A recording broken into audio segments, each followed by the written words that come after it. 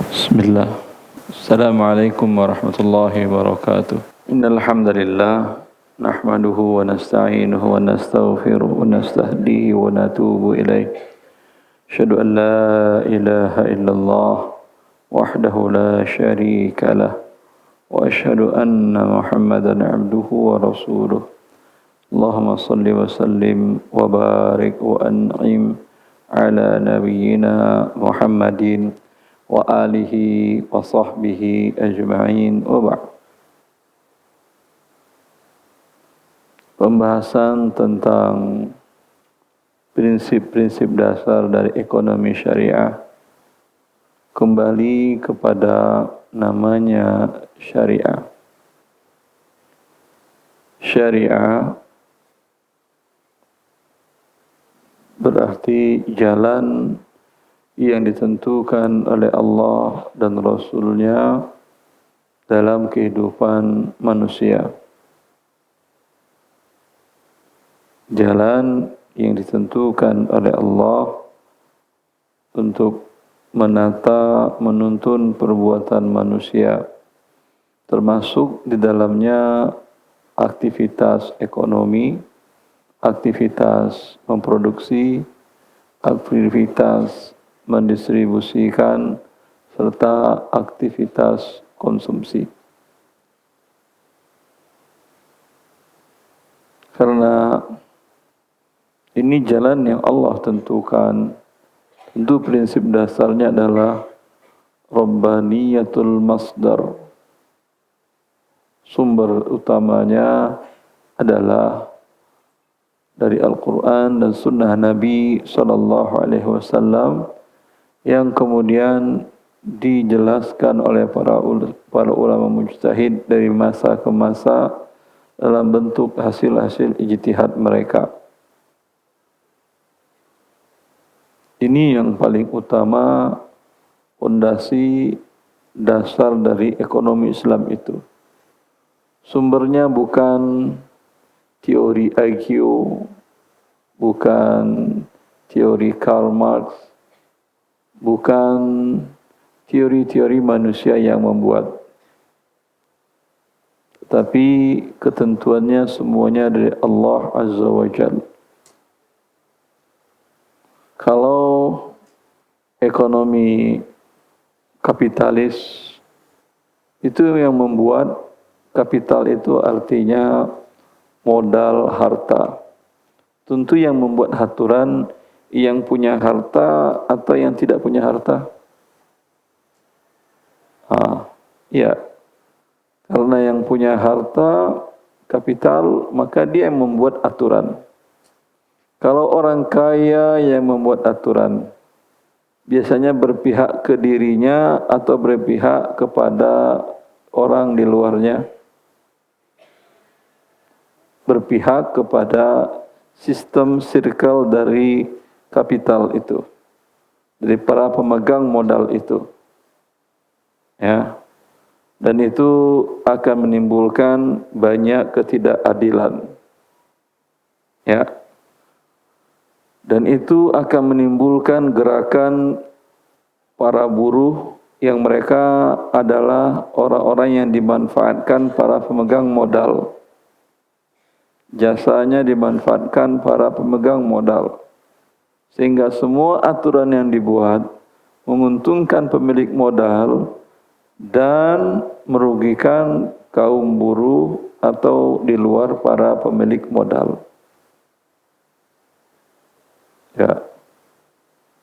Maka ketika di undang-undang Omnibus Law mengandung unsur-unsur sifat kapital itu, kapitalis itu, di mana yang diuntungkan adalah banyak para pemilik modal, maka banyak ribut dari kaum buruh.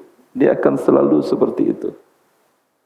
Ya, ketika presiden yang baru dilantik, semoga Allah terus membimbingnya untuk berbuat baik kepada kaum muslimin dan manusia yang ada di Indonesia ini, menaikkan upah buruh dengan kenaikan 6,5%, kaum kapital merasa dirugikan dan mereka mulai siap-siap untuk menentang itu atau bagaimana caranya tidak menerapkan itu.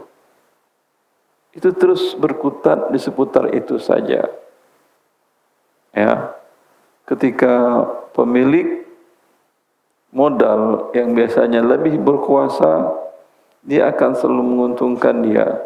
Ketika pemerintahan akan berusaha untuk melindungi dan menaiki kesejahteraan kaum buruh, para pemegang modal ngambek istilahnya. Baganyi sapadangnya. Ya baganyi Ustaz. Atau orang Padang. Ngambek mereka. Ya. Ngambek mungkin cabut perusahaannya, pindah ke negara lain yang memberikan mereka hak-hak prioritas yang tidak dapatkan di Indonesia. Itu selalu begitu. Karena itu kemudian muncul ekonomi yang didirikan oleh Karl Marx, ekonomi sosialis. Sehingga tidak ada lagi yang namanya kekuatan pemegang modal.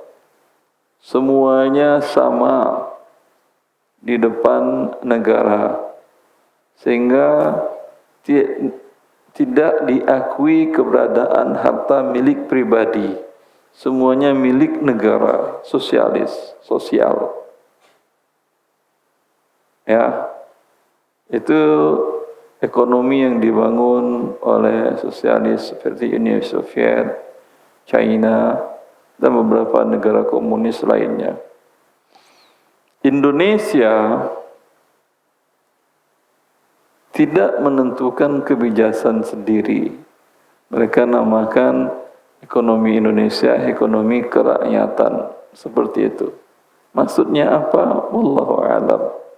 Tapi yang jelas praktik yang ada tetap pemegang modal yang berkuasa. Namanya mau kerakyatan, mau yang dipimpin oleh hikmat dan kebijaksanaan, tapi tetap yang kuat memegang kendali. Berbeda dengan ekonomi Islam.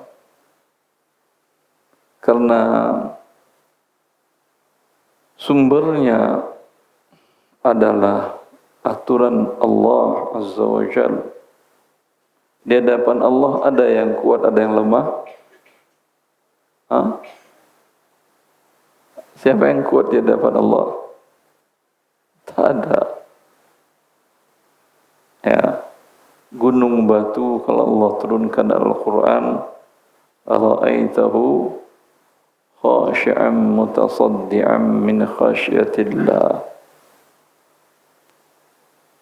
Begitu tunduk dan takut dan bercerai-berai karena takut kepada Allah Jalla fi'ula. Jibril dikatakan oleh Rasulullah sallallahu alaihi wasallam di antara makhluk malaikat Allah al-'azam, malaikat al-amin yang dipercayai oleh Allah Azza wa Jalla. Rasulullah mengatakan bahwa Rasulullah melihat Jibril di Sidratil Muntaha ka'annahu hilsun bali, bagaikan kain lusuh tidak bisa berdiri. Begitu takutnya Jibril di hadapan Allah Azza wa Jalla. Allahu Akbar. Allah yang maha besar. Karena itu di hadapan Allah tidak ada yang kuat. Ya. Dan Allah tidak ada kepentingan. Kalau tadi yang membuat aturan adalah orang kaya, pemilik modal, kepentingannya kepentingan mereka. Sosialis yang membuat aturan tentu yang diutamakannya adalah kaum buruh. Sehingga kaum kapitalis tidak mau berada di negara itu. hartanya disita oleh negara semuanya. Ya, Allah tidak ada kepentingannya dengan kita, wahai makhluk.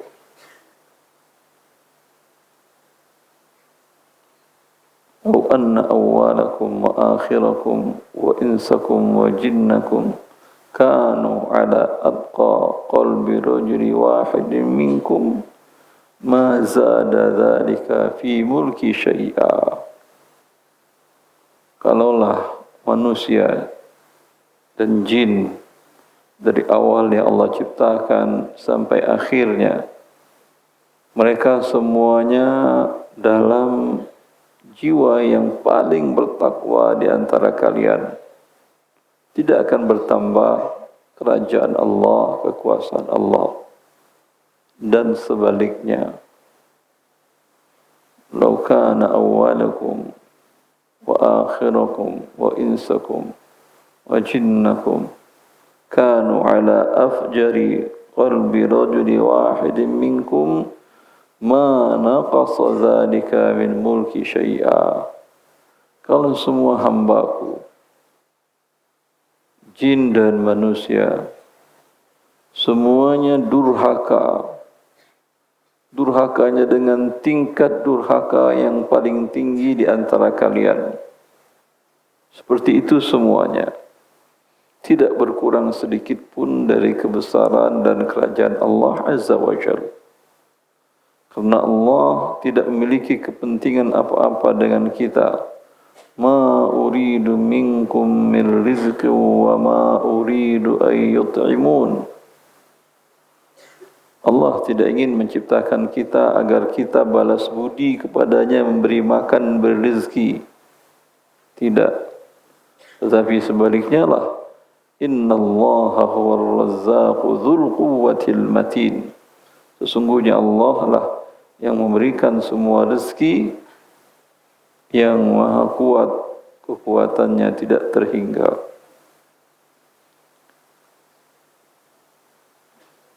Karena itu, dalam aturan yang dibuat manusia, ekonomi kapital dan ekonomi komunis tadi, dia berpihak ke salah satu pihak, tentu akan menzalimi pihak yang lain. Kalau kapitalis, siapa yang akan dizaliminya dalam aturannya? Para kaum buruh non-kapitalis. Kalau sosialis, siapa yang dizaliminya? Para kapital, pemilik modal. Kalau aturan Islam, siapa yang dizalimi? Tidak ada. Tidak ada. Ini ada hadiah, Ustaz. Ada hadiah. Tidak ada hadiah. Tidak ada masalah. Hadiahnya ucapan jazakallahu khairan. Siapa yang bisa tunjukkan satu contoh bentuk ketidakadilan atau kezaliman dari ekonomi kapitalis? Silahkan. Siapa namanya? Nama Muhammad Fauzan. Muhammad Fauzan. Fauzan. Masya Allah. Semester berapa? Semester 3 jurusan ekonomi syariah. Masya Allah. Silahkan. Contohnya seperti kaum kapitalis ini sering memonopoli pasar. Memonopoli pasar. Monopoli. Pasar. Terus? Jadi harga pasar ditentukan oleh mereka. Terus? Nah, jadi yang kaya makin kaya, yang miskin makin miskin. Ya, jazakallah khair. Itu hadiahnya, akhi. Ya, saya khawatir janji-janji. Di beberapa lembaga pendidikan saya janjikan buku terbaru saya, buku metode ijtihad muamalat kontemporer, atau buku harta haram muamalat kontemporer cetakan ke-26. Tapi saya tidak bawa bukunya. Capek saya bawa kalau dari Jakarta Dus-dus. Biasanya saya katakan, kirim alamat kalian, nanti saya kirim balik. Di beberapa lembaga tidak pernah mereka minta kirim lagi. Ya udah, kan jadi tidak baik kan ya. Lebih baik ucapannya cash. Jazakallahu khairan. Ya, betul sekali. Sangat betul sekali. Anda akan lihat di mana ekonomi kapitalis membolehkan adanya monopoli atau kartel, bisnis kartel, ya, sekelompok orang yang menetapkan harga, sekelompok orang kemudian yang melakukan impor. Saatnya akan panen raya, kemudian impor dari luar, ya, sehingga berakibat kerugian bagi para yang tidak memiliki modal. Masya Allah. Dari akhwat, contoh satu dari ketidakadilan dalam ekonomi sosialis. Baik, izin menjawab Ustadz untuk pertanyaan tadi, bagaimana salah satu contoh ketidakadilan dari ekonomi. Nah, salah satu yang Ekonomi sosialis. ekonomi sosialis. Nah, yang sering kita temukan di lapangan itu adalah yang seharusnya para pekerja mendapatkan imbalan sesuai dengan yang mereka lakukan. Misalnya ketika mereka ada tambahan pekerjaan atau lembur, harusnya mereka mendapatkan upah lembur. Kenyataannya mereka mendapatkan ketidakadilan. Ya, ini tidak mendapatkan upah lembur. Dan sebagaimana yang pernah Ana lakukan analisis studi kasus, yang dimana salah satu yang dilakukan itu adalah ada salah satu PT, Ustadz. Ada apa? Salah satu PT, contohnya salah satu PT di Indonesia PT yang Indonesia. Ya, yang mereka melakukan ketidakadilan, ya ini tidak membayarkan upah lembur selama 1 tahun, sehingga setelah 1 tahun para pekerja baru menyadari bahwasannya upah lembur mereka tidak dibayarkan. Seperti itu, Ustadz. Masya Allah, luar biasa. Tapi Indonesia ekonominya sosialis apa kapitalis? Kapitalis, sosialis. Enggak, Indonesia katanya ekonominya kerakyatan. Nah, itu dia, Ustadz, Ya. contohnya. Kerakyatan, bukan sosialis. Tapi Iya. tidak ada masalah. Terima kasih. Ya, Muhawalah mumtazah. Ada lagi dari yang lain, dari akhwat? Jazakallah khair. Jazakillahu khairan. Harusnya contohnya ketika Anda bekerja di Hong Kong atau di Cina atau di Uni Soviet yang mereka menganut asas ekonomi sosialis. Indonesia tidak sosialis, tidak juga kapitalis. Ya. Contohnya, Indonesia pernah sempat akan menjadi negara sosialis, yaitu pemberontakan gerakan 30 September 65 PKI, Partai Komunis Indonesia. Tapi alhamdulillah Allah tidak memberikan mereka kesempatan. Pertanyaannya, ada atau tidak orang pergi bekerja ke Cina atau ke Uni Soviet? Ada? Kerja di mana? Rekrutmen tenaga kerja ke Cina dan ke Uni Soviet enggak ada. Karena negaranya sosialis. Semua harta Anda itu menjadi milik negara. Anda umpamanya apapun tindakan Anda punya dagang, lalu Anda jual, untung itu dianggap milik negara semuanya. dibagi rata ke orang lain. Sehingga bentuknya ini dampaknya akan menyebabkan para pemilik modal tidak mau berusaha, malas mereka mengembangkan modalnya. Ya, karena akan menjadi milik negara. Islam bukan kapitalis, bukan sosialis. Ya. Tidak mementingkan hanya yang kaya saja dan juga tidak menguasai harta yang kaya menjadi milik negara. Islam mengakui adanya kepemilikan individu dalam bentuk aturan, silahkan.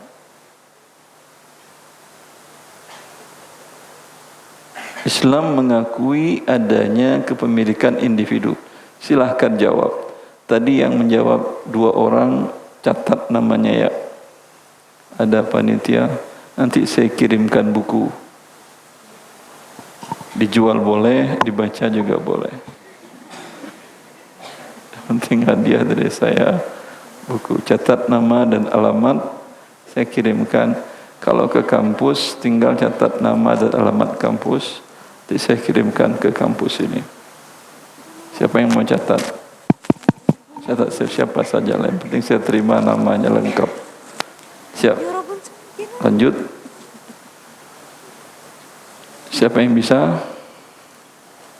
Apa pertanyaan saya tadi? Yang ketiga, sebutkan aturan dalam Islam yang menunjukkan bolehnya kepemilikan individu tidak menjadi semuanya milik negara. Aturan namanya tentu dari Al-Quran atau Sunnah atau perkataan para ulama madhab. Silahkan. Minimal 3. Minimal 3. 3 aturan yang menunjukkan Islam mengakui kepemilikan individu. Bismillah. Yang pertama, Allah SWT berfirman dalam Al-Quran, "Khudz min amwalihim shadaqatan."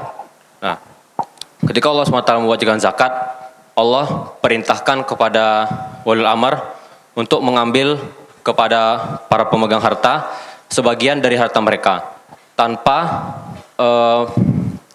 diksi yang menyebutkan bahwa harta tersebut adalah milik negara. Allah SWT Sebentar. Ambil harta mereka. ya, Orang kaya kan, Ustaz. kaum kapitalis. Itu diberikan ke, Jadi harta yang mereka miliki itu diakui, Ustaz. kan diambil apa diakui? Diambil, namun Allah SWT tidak bilang bahwa ambillah dari harta mereka itu. Maksudnya Allah SWT tidak mengatakan bahwa harta yang mereka punya itu adalah harta milik bersama, namun itu memang harta mereka yang Allah SWT perintahkan untuk diambil sebagiannya lalu diserahkan kepada kaum yang berhak. Ini perintah mengambil, berarti menunjukkan tidak ada kepemilikan pribadi, bisa diambil kok. Harta yang diambil tentu tidak semuanya, namun dijelaskan lagi dalam Al-Quran maupun dalam hadis secara terperinci. Ya, sedikit saja. Allah mengatakan min amwalihim. Allah nisbatkan ini idhafah litamlik. Iya atau tidak? Iya, Ustaz. Iya, Ustaz. Amwalihim, amwal lahum. Kan begitu? Lalu dibuangkan lam tamlik amwalihim. Idhafah litamlik. Berarti Allah menetapkan harta bagi kaum muslimin. Ya. Iya, Ustaz. Tapi yang diambil sebahagiannya. Ya. Bukan negara yang main ambil, itu ketentuan Allah. Makanya tidak boleh kias dalam menerapkan zakat yang baru. Karena terima kasih. Jazakallah khair. Siapa namanya, akhi? Abdurrahman, Ustaz. Abdurrahman. Baru 1, 2. Kan 3 tadi. Kalau 3, antum saya kasih buku yang besar, 750 halaman. Yang kedua dari hadis Nabi SAW bersabda, wa dima'ukum wa amwalukum haram ka hurmati yaumikum hadza. Ulangi hadisnya. Inna dima'akum wa amwalakum haram. Inna Dima'akum wa amwalakum haramun ka hurmati yaumikum hadza fi baladikum hadza fi syahrikum hadza. Sungguhnya harta benda kalian dan jati diri kalian adalah haram atas kalian sebagaimana diharamkannya bulan ini dan diharamkannya bulan negeri ini. Jadi harta yang ada pada manusia itu tidak boleh sembarangan diambil. ya, Masya Allah. 2, 1 lagi.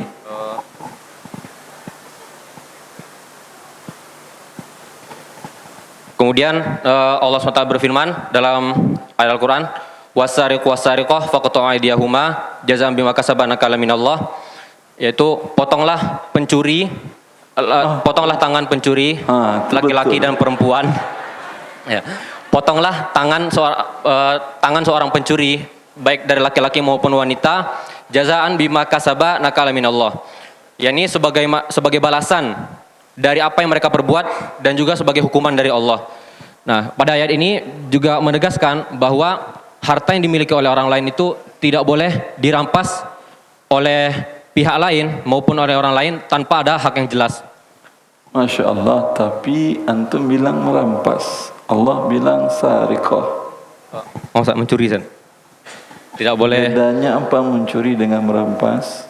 Kalau merampas itu bisa biasanya didetek dengan paksaan, Sat. Kalau pencuri, dia mengambilnya secara diam-diam, Sat, biasanya. Diam-diam. Diam-diam tapi pistol diginin ke kepalanya. Dia diam doang.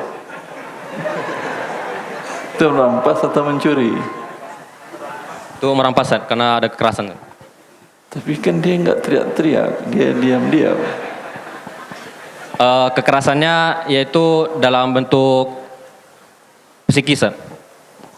Ya, khufiyah, tanpa diketahui. Jazakallah khair, berhak tastahik kitab, insyaallah. Bismillahirrahmanirrahim, Sat.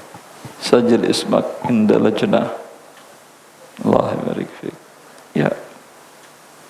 Seluruh aturan Islam, adanya akad jual beli, Allah mengatakan, ya ayyuhalladzina amanu la ta'kulu amwalakum bainakum bil batili illa an takuna tijaratan an taradim minkum.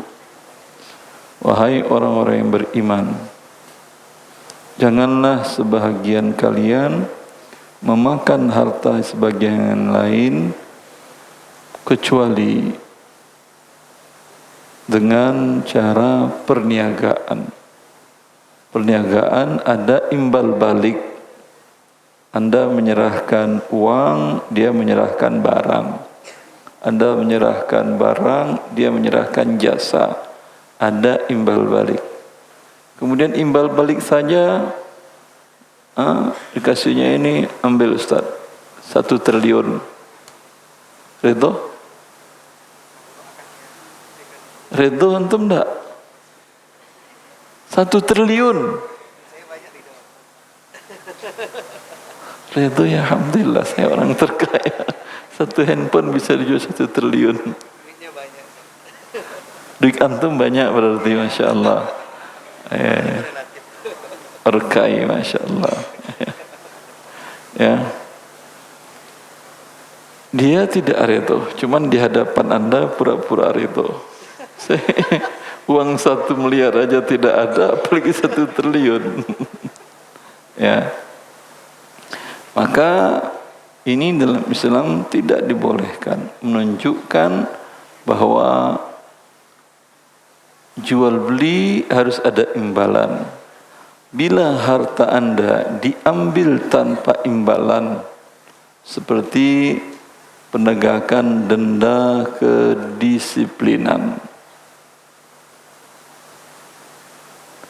Itu sebagian lembaga pendidikan untuk mendisiplinkan siswa, para penuntut ilmu di situ, menerapkan denda sanksi kedisiplinan dengan harta.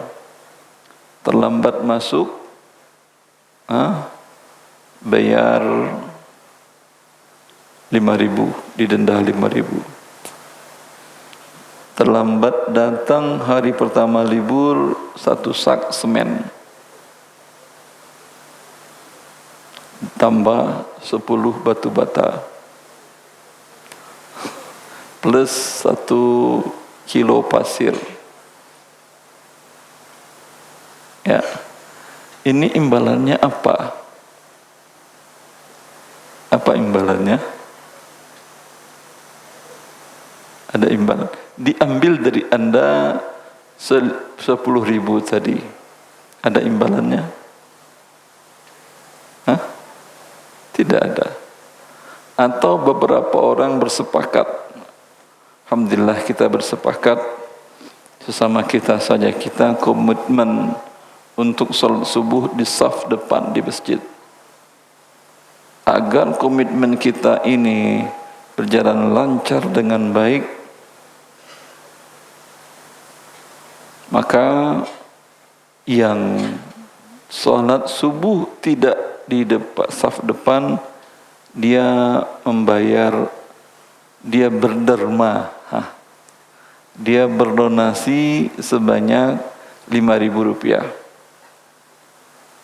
Ini anak-anak rajin, anak-anak luar biasa. Setuju, setuju. Deal, deal. Masya Allah. Terlambat 1 orang, dia soft 2. Dia membayar uang tadi. Halal. Halal apa tidak? Hah?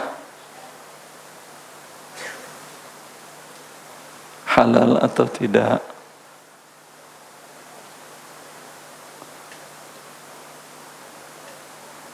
Apa imbalannya ini?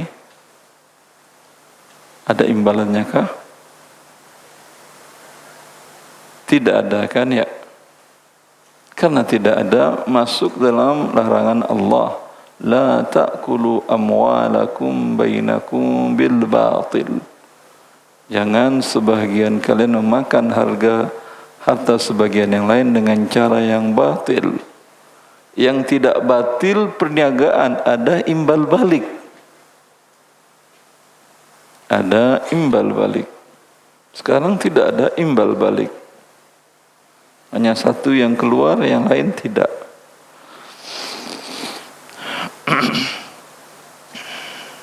Seluruh aturan Islam membolehkan dalam hadis Nabi, man ahya ardan maitatan fahiya lahu. Para akhwat, siapa yang mau menafsirkan hadis ini, menjelaskan maknanya, silahkan. Tadi buku 2 laki-laki, baru 1 perempuan. Silahkan.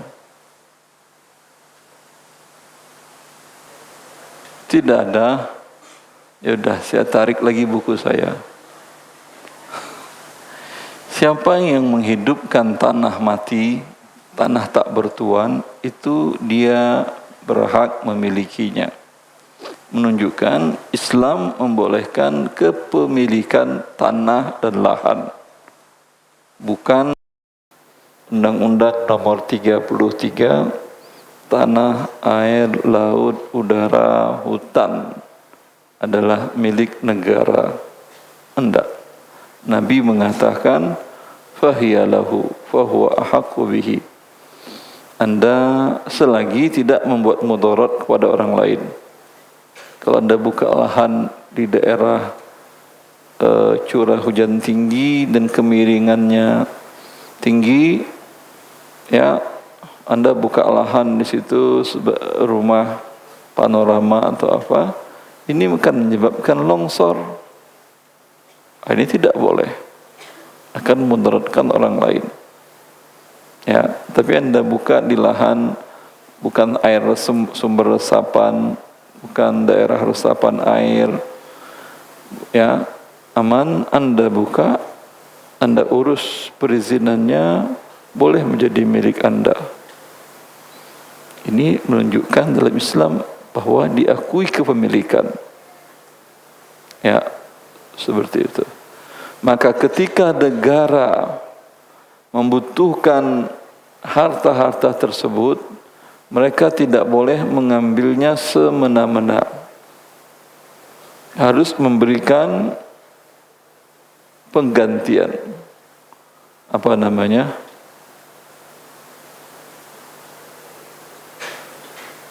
Dana, kalau rumah digusur oleh kepentingan negara, diberikan ganti rugi, kan ya. Itu menunjukkan bahwa itu milik Anda. Ketika Anda dipaksa, ini kok saya dipaksa, tidak ada masalah kalau memang berkaitan untuk kepentingan umum. Dipaksa Anda untuk melepas hak Anda tadi dengan imbalan yang adil. Ini karena sumbernya dari Allah, Dia tidak menzalimi siapapun dalam kepemilikan. Bahkan kezaliman diangkatkan. Karena itu ciri khas dasar ekonomi Islam yang kedua, karena berasal dari Allah. Allah memiliki sifat yang adil. Maka al-adalah, keadilan ada di dalam ekonomi Islam. Bagaimana praktek keadilan dalam ekonomi Islam? Silahkan. Di antaranya Allah mengharamkan sesuatu yang tidak adil.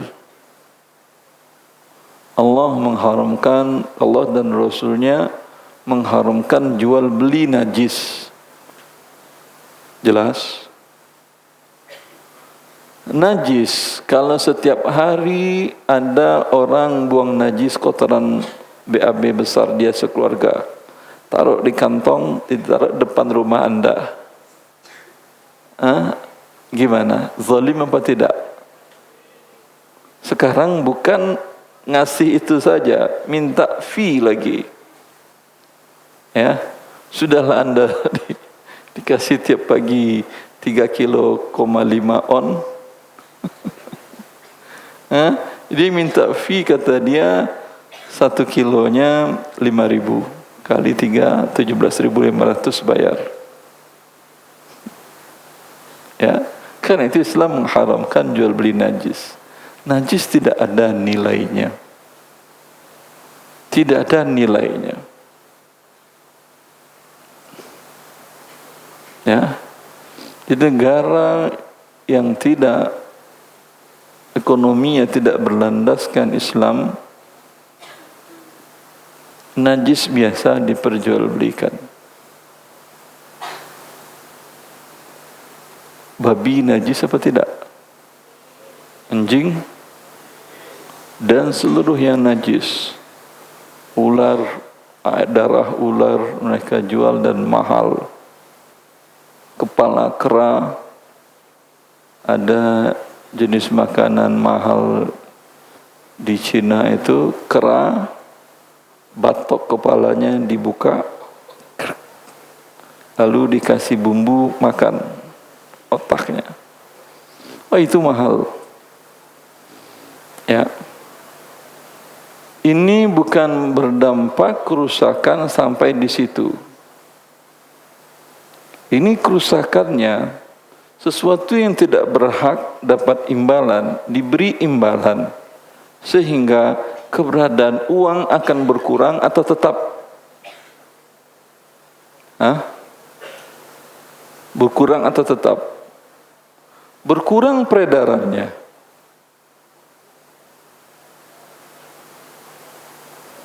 Islam melarang narkoba karena ini sesuatu yang merusak. Dia tidak najis tapi merusak.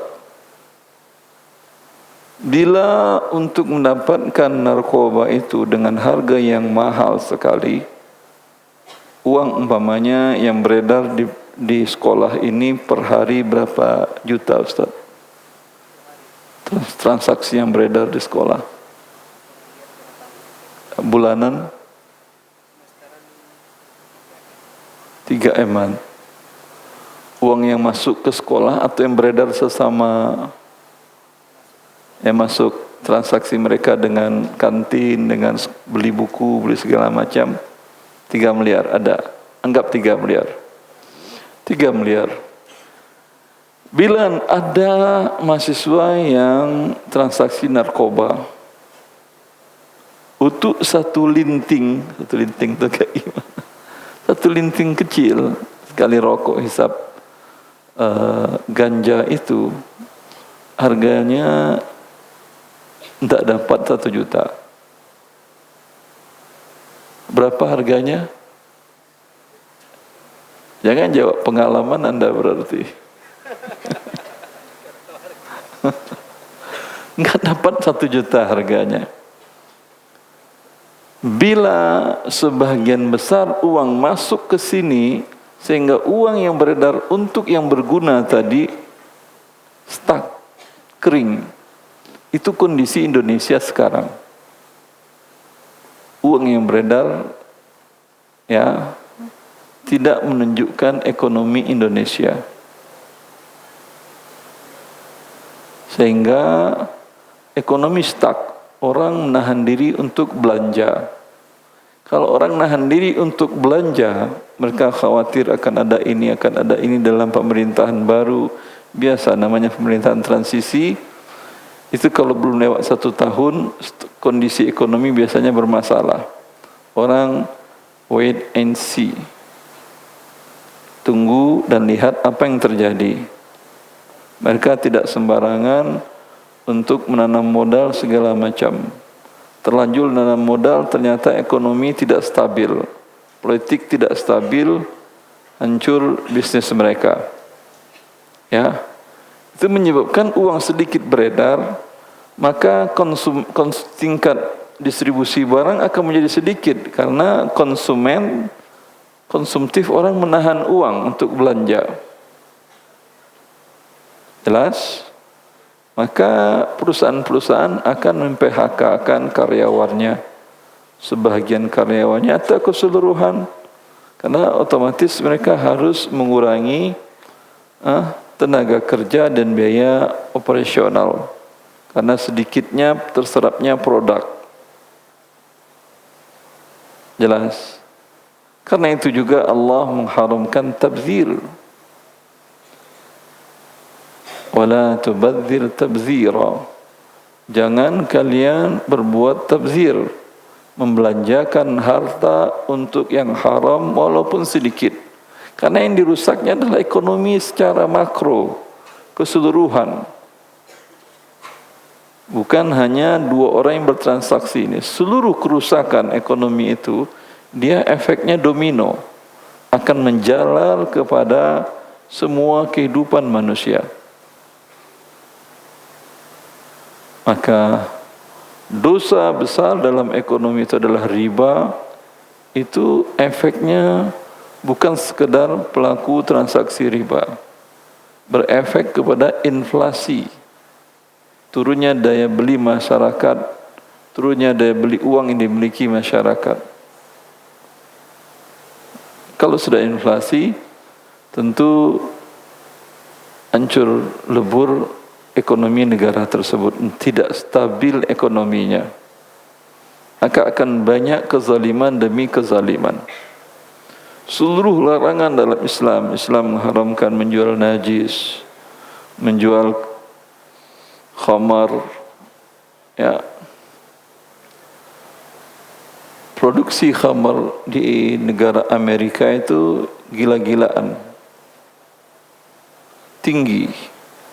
Dan efeknya bukan transaksi haram itu saja. Efeknya kepada ekonomi, kepada kestabilan hidup, itu para mabok-mabok itu keluar rumah bawa pistol, bawa segala macam, nembakin orang, ya, ngerampok, ya. Kemudian di jalanan kalau mengendalikan mobil semaunya, ya, itu efeknya luar biasa. Ketidaknyamanan hidup di negara di mana khamar dilegalkan, itu yang akan menyelimuti masyarakat di sana. Jelas? Ya. Islam secara konsep masalah praktik yang terjadi berarti ada kesalahan penerapan. Islam secara konsep mengharamkan semua transaksi najis yang tidak ada nilainya tadi, yang merusak, yang memudaratkan, rokok, ya. Rokok jangan main-main. Rokok itu karyawannya jutaan, karena dia sampai sekarang rokok belum bisa dibuat pakai mesin, untuk membuatnya pakai tangan. Pabrik rokok itu sekali masuk pagi, shift-shiftannya bisa 10.000 orang, nanti keluar masuk 10.000 orang, masuk 10.000. Ada ratusan, ya, pabrik rokok di Indonesia. Karena Indonesia negara subur, tembakau tumbuh dengan subur di Indonesia.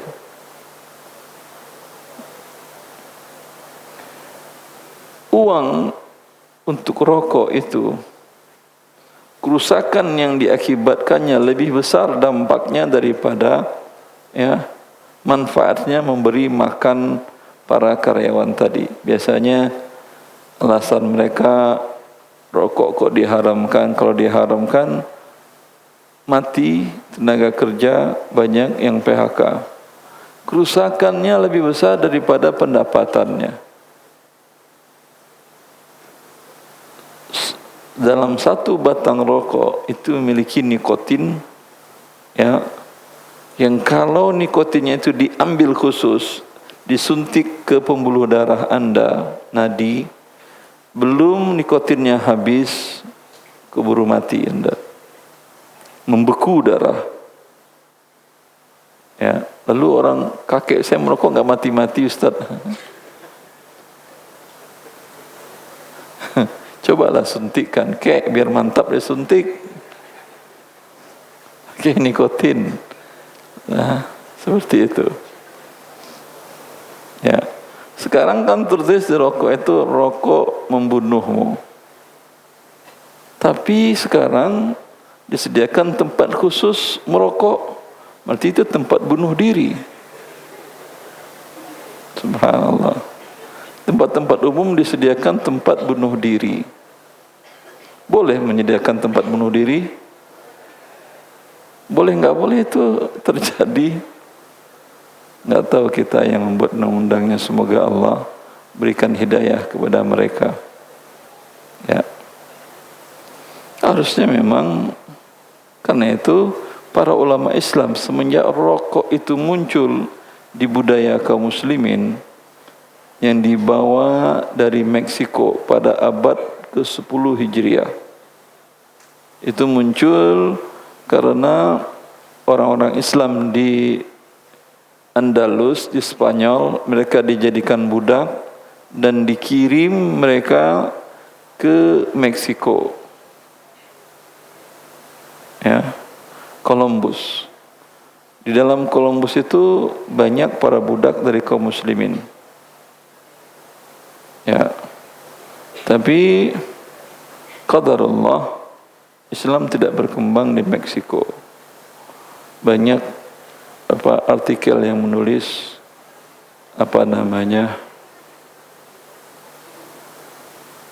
andai para budak-budak yang dibawa oleh Columbus ke Meksiko itu muslim yang baik, mengerti agamanya dan bersabar di sana mengajarkan agama Allah, Meksiko mungkin menjadi Afrika Selatan menjadi negara Islam besar. Ya, berarti Maradona, Pele, Muslim dah. Tapi karena mereka merasa situ budak, mereka banyak melarikan diri, ya. Di antaranya pulang kembali ke asal mereka, negara-negara Arab, mereka bawalah tembakau tadi itu. Para ulama Islam, kalau anda baca kitab-kitab fikih Syafi'iyah, Malikiyah, Hanafiyah, Hanabilah, semua mereka, saya nukil di buku Harta Haram saya, semua mereka nukilan mengharamkan merokok. Ya, tidak perlu fatwa Dewan Syariah Nasional Indonesia. Sudah 5 abad yang lalu, para ulama mazhab mengharamkan merokok. Dampaknya kepada kesehatan sangat merusak. Ya, tapi kaum kapitalis sengaja memelihara ini. Karena bila orang-orang perokok pada sakit, ya, itu gampang dikendalikan oleh para pemilik modal dibandingkan orang sehat dan cerdas IQ-nya. Satu. Kemudian membuat industri kesehatan menjadi naik penjualannya karena banyak yang sakit. Ya. Kepentingannya tarik menarik, ya akhi. Itu diantaranya hikmah ekonomi Islam adalah ekonomi yang berkeadilan. Bentuk keadilannya mengharamkan segala transaksi yang merusak kehidupan manusia. Tinggal 2 menit. Silakan satu pertanyaan dari laki, satu pertanyaan dari perempuan. Ikhwan, akhwat. Bismillah, Assalamualaikum warahmatullahi wabarakatuh. Assalamualaikum warahmatullahi wabarakatuh. Assalamualaikum Ustaz atas pemaparannya. Perkenalkan, nama saya M. Rido Primananda dari Prodi Ekonomi Syariah semester 3. Pertanyaan saya berkaitan dengan pernyataan Ustaz di beberapa kajian tentang riba menyebabkan inflasi di satu negara dan juga riba menyebabkan kehancuran ekonomi di Indonesia. Nah, sedangkan kita tahu sendiri bahwa Indonesia masih mengikuti sistemnya yang dari Amerika Serikat, dan kita tahu Amerika Serikat memakai sistem ekonomi campuran kapitalisme dengan sosialisme. Lalu apakah pengetahuan kita tentang riba menyebabkan inflasi dan menghancurkan suatu bangsa ini hanya sampai pengetahuan saja, atau kita dapat implementasikan dalam kenegaraan ini, sedangkan kita masih mengikuti ekonomi di Amerika Serikat? Demikian Ustaz. Ya, Indonesia ekonominya apa? Kerakyatan. Bukan Islam kan ya? Bukan. Ya, jangan tanya ke saya apakah mungkin Indonesia kita terapkan. Tanya ke orang-orang di DPR sana dengan presiden. Kalau mereka bilang siap, kita akan lawan riba, insya Allah inflasi selesai. Contoh, Jepang. Pernah ke Jepang? Belum pernah Ustaz. Anda kalau nabung di bank Jepang konvensional tidak akan diberikan pertambahan. Cek di Google kalau tidak percaya omongan saya. Berapa miliar yen pun Anda nabung tidak ada pertambahan. Sudah sesuai ini dengan syariah? Sudah sesuai prinsip syariah. Artinya mereka tidak membolehkan bunga. Berarti Jepang ekonominya sudah Islam? Tidak. Cuma dari hasil riset mereka, bunga itu yang menyebabkan ekonomi menjadi stuck, menjadi tidak bergerak, menjadi krisis. Kenapa? Karena kalau orang dapat pertambahan uang, kalau didepositokan dapat 7%. Kecil kan? Kecil. Tapi uangnya tidak bakal rugi. Ya. Berarti dia akan taruh uangnya di bank. Jelas? Jelas. Ya. Kalau ditaruh uang di bank, apa gunanya? Enggak bergerak ekonomi. Jelas? Jelas. Kecuali kalau dibelikannya saham. itu akan bergerak ekonomi, perusahaan bisnis akan mendapat permodalan baru, penyuntikan segar modal, permodalan, ya, seperti itu.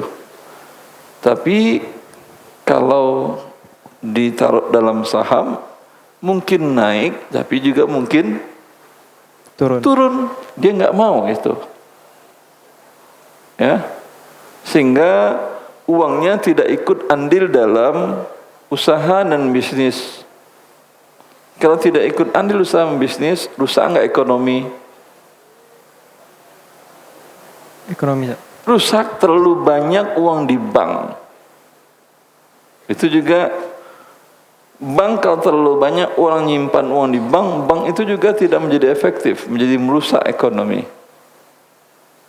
Karena itu Jepang menerapkan no interest, tidak ada pertambahan meletakkan uang di bank, agar orang tarik uangnya untuk bertambah untuk bisnis, sehingga bergerak ekonomi, sehingga yang meletakkan uang di bank hanya orang untuk meletakkan untuk sisi keamanan, kebutuhan mendadak sebentar saja. Jelas? Artinya Ustadz, kalau kita melihat dari contoh Jepang tadi, berarti ekonomi syariah ini mungkin ada beberapa negara prinsipnya sama, cuman Betul. belum sesuai ekonomi. Tapi dia nggak ngaku itu Islam. Iya.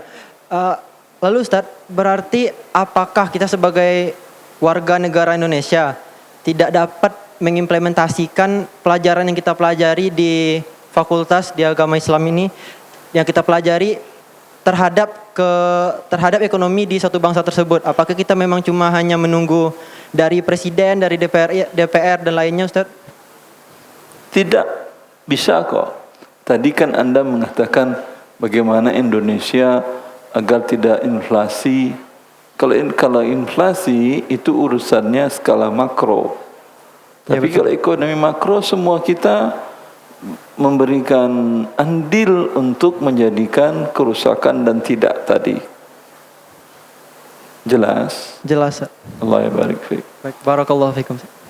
Saya kalau ada orang mengusulkan kenapa Ustaz enggak minta tulis beberapa macam agar Indonesia betul-betul Islam, benar. Ya, saya ngomong setiap hari di media, di televisi, di mana-mana. Ya, mereka masuk kanan keluar kiri, ada gunanya. Ustaz jadi presiden, kalau saya jadi presiden, saya ambil kebijakan seperti itu, besok saya dipecat oleh DPR. Ya, maka yang penting adalah mengedukasi, memberikan pencerahan wacana yang sesuai dengan fitrah manusia dalam berekonomi tersebut, yang bersifat keadilan, tidak memihak kepada pihak manapun, tidak memihak sebelah pemilik modal, juga tidak memihak kepada non pemilik modal, tapi berpihak kepada keadilan. Cukup Ustaz? Ya, catat namanya juga panitia ya. Saya tunggu nama dan alamat, kirim ke nomor handphone saya. Ya boleh. Yang penting kirim ke saya. Cuman satu tadi buku harta haram ya, yang bisa jawab 3. Siapa namanya tadi? Abdurrahman Mubarak. Yang lain bukunya metode ijtihad muamalat. Lebih tipis tapi lebih susah dipahami. Semoga bermanfaat. Wallahu a'lam taufiq. Wassallallahu ala nabiyyina Muhammad wa alihi wa sahbihi wasallam. Assalamualaikum warahmatullahi wabarakatuh.